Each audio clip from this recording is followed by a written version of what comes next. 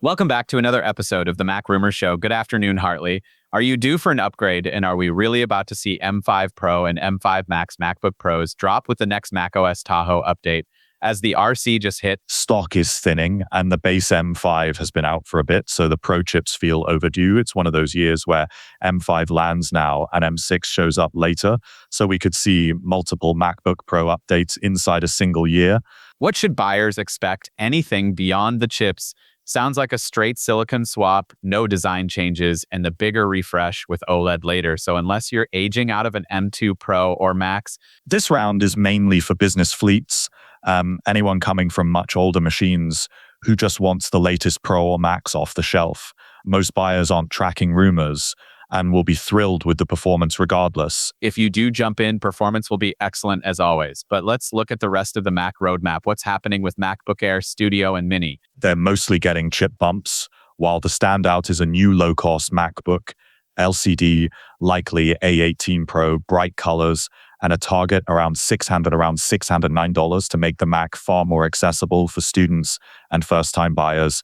No Thunderbolt, which is fine for that crowd, but USB-C will be there. I'm curious about fun colors and maybe a white keyboard to set it apart. Cost control is the whole brief, so expect reuse design language.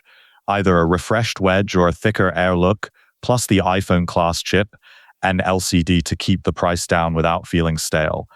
Displays next. Is the Studio display finally getting a higher refresh and a smarter chip? And what's the word on Pro Display XDR and Mac Pro? A Studio display update with a newer Apple chip, likely A19, and a higher refresh, possibly 90 Hz seems plausible, while Mini OLED is uncertain. Pro Display XDR rumors are quiet, and Mac Pro's future looks shaky since a MacStudio covers most needs unless you must have PCIe. I loved the modular Intel Mac Pro, but my Studio is smaller, powerful enough, and easier to live with. We'd love your workflow stories. Email us at podcast@macramers.com. Now for the big one, OLED MacBook Pros with M6 later this year.